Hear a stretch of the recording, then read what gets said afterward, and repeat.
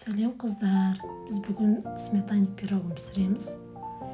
Оған керегі мына заттар: сливочный май 150 грамм, тестасына 1 жұмыртқа қосамыз,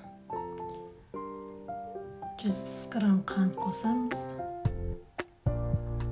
разрыхлитель керек 1 шай қасық, сосын 250 грамм ұн,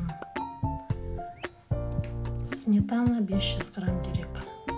Ол жаңағы сметана салмасына.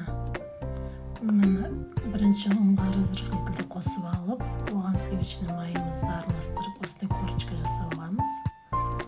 Дайын корочканың үстіне 1 жұмыртқамызды қосып, 100 грамм қантымызды қосамыз. Енді осыдан жұмсақ қамыр елеп аламыз. Енді осы дайын болған қамырымызды холодильникке 20-30 минутқа салафан мешочкқа салып қойып қоямыз. Енді салмасын дайындаймыз. 500 грамм қаймаққа 4 жұмыртқамызды қосамыз. 4 жұмыртқамызды қосып, оның үстіне 100 грамм қант қосамыз.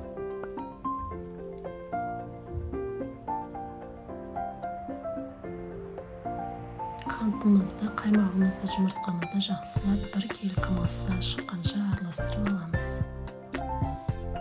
Жаңағы холодильникте тестамызды алып формамызға осылайынан 1 келкі етіп, жұқалап салып аламыз. Үстіне салманы саламыз.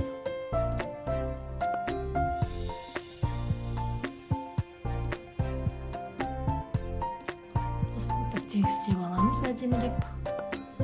Пирогымыз 1 келкі әдемі болып шығу үшін. 180 градус пеште 20-30 минуттай пісіреміз. Пирогымыз әбден суығаннан кейін оны өстіп бөліктерге бөлеміз. Пирогымыз әбден суымаса, оның салмасы сұйық болып ағып кетуі мүмкін. Қыздар, астарыңыз дәмді болсын.